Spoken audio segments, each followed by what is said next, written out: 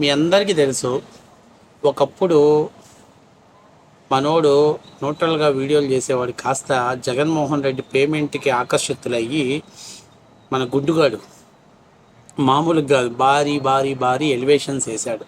2019లో మనోడు ఏం మాట్లాడాడో మీ అందరికి కూడా తెలుసు. ఆ గుండుగాడిని ఇప్పుడు చూపిస్తే మీ అందరికి కూడా అర్థమైపోయింది. వాడు జగన్మోహన్ రెడ్డి గారికి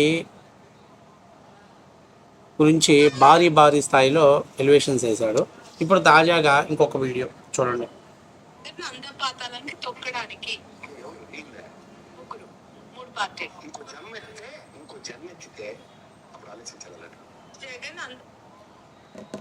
జన్మ ఎత్తితే ఇంకా ఆలోచించాలంట. వీడు ఇంకా పోలేదా? 2019లో వైసీపీకి వ్యతిరేకంగా పనిచేశాడు. 24కి వచ్చరికి రాష్ట్రంలో జగన్మోహన్ రెడ్డి గారు విశాఖపట్నంలో ప్రమాణ స్వీకారం చేస్తాడు. ప్రమాణ స్వీకారం చేయకపోతే మీరు మా ఇది ఏదో తారీఖు చెప్పాడు, డేట్ కూడా భలే చెప్పాడు, పర్ఫెక్ట్ డేట్ చెప్పాడు. తర్వాత డేట్ మీకు రండి, మా పెళ్ళాము తెల్లచీర కట్టుకొని ఏడుస్తూ మీకు పప్పన్నం పెడదు, తినేసి వెళ్ళిపోయి నా పటానికి పూలదండేయమన్నాడు. గుర్తుందో లేదో మీ అందరికీ కూడా.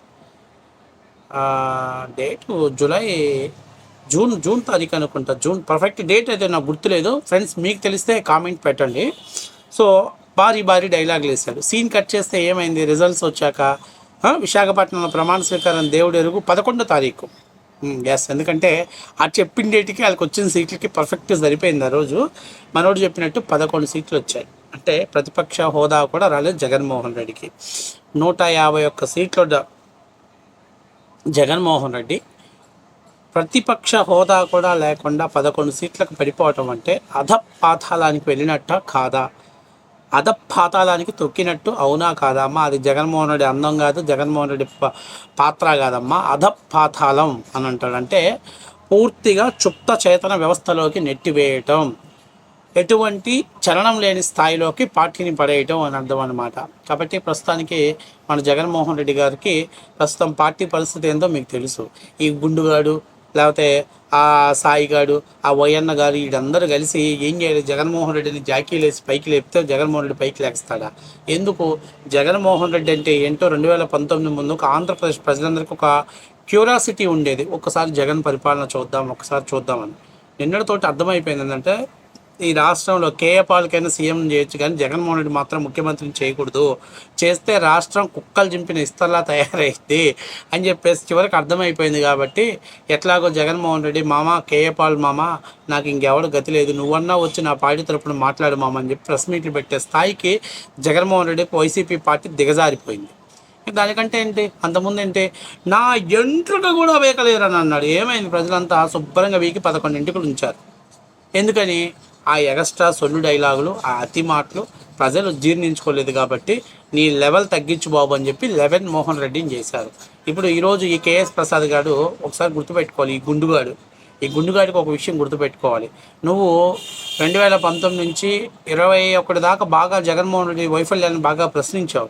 కానీ ఎందుకో మరి పేమెంట్ పడిందో దేనికో కానీ పార్టీ ఫిరాయించినాక జగన్మోహన్ రెడ్డికి నువ్వు ప్రశ్నించినట్టుగా ఎవ్వడు ప్రశ్నించలేదు. జగన్మోహన్ రెడ్డికి జాకీ లేటమే పనిగా పెట్టుకున్నావు. జగన్మోహన్ రెడ్డి గారికి ఇలా వైసీపీ పార్టీ పరిస్థితి ఏంటి? 2014లో ప్రతిపక్ష హోదా అన్న ఉంది. 2019లో పాదయాత్రతోటి హామీలతోటి జగన్మోహన్ రెడ్డి ఉన్నతమైనటువంటి 151 సీట్లతోటే భారతదేశంలోనే అంత భారీ మెజార్టీతో గెలిచినటువంటి పార్టీగా నిలబడింది. మరి 2024 వచ్చరికి ఏమైంది? 11 సీట్లకు పరిమితమైంది. ఇలా వైసీపీ పరిస్థితి ఏంటనంటే అసలు ఎవడు ఉంటాడో ఎవడు వెళ్ళిపోతాడో వాళ్ళు అనేటువంటి పరిస్థితిలో వైసీపీ ఉంది. మరి ఇదే కదా పవన్ కళ్యాణ్ చెప్పింది, అదే కదా. ముగ్గురు కలవాల్సిన అవసరం లేదు, ముగ్గురు కలిసి తొక్కాల్సిన పనిలే. ఆయనే తొక్కుంటాడు.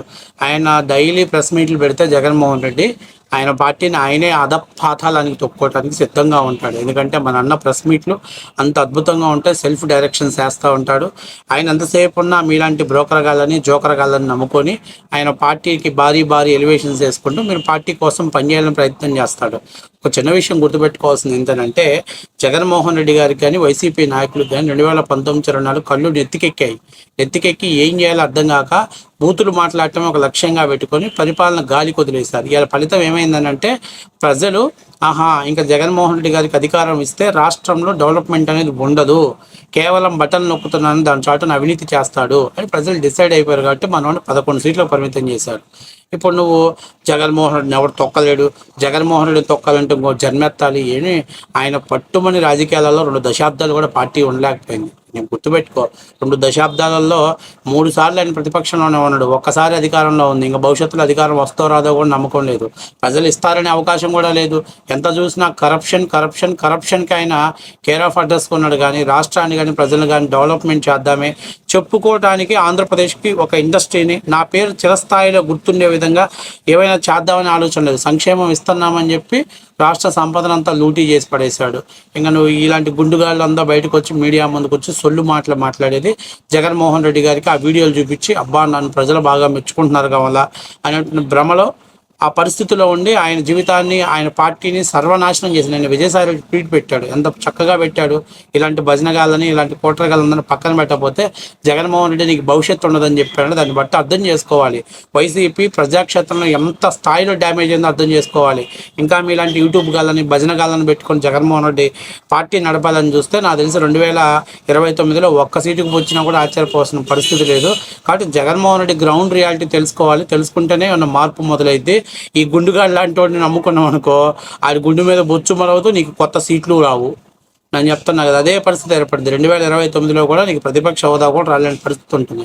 నాకు అర్థం కావట్లేదు ఏంటి జగన్మోహన్ రెడ్డి గారు ఏంటో నాకు భయపడడు, ఎవరికి ఎన్ను చూపడని చెప్పి మాట్లాడుతున్నాడు. తల్లికి భయపడ్డాడు, చెల్లికి భయపడ్డాడు, చిన్న ఆయన కూతురుకు భయపడ్డాడు, వివేకానంద హత్య కేసు గురించి మాట్లాడిన ప్రతిసారి సెంట్రల్ కేంద్రానికి భయపడ్డాడు.